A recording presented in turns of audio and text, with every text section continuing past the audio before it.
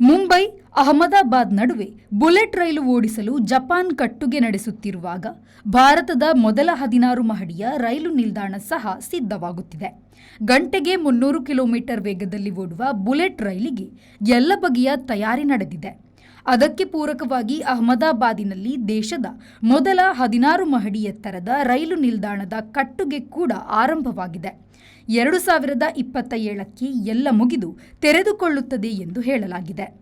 ಅಹಮದಾಬಾದಿನ 16 ಮಹಡಿಯ ರೈಲು ನಿಲ್ದಾಣ ದೇಶದಲ್ಲೇ ಮೊದಲು.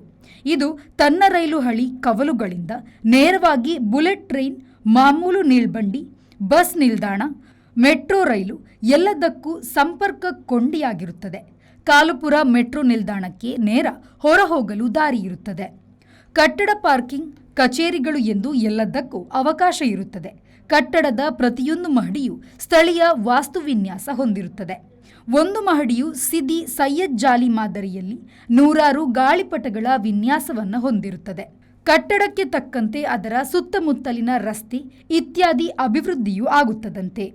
Bureau report, V4 news, Ahmedabad.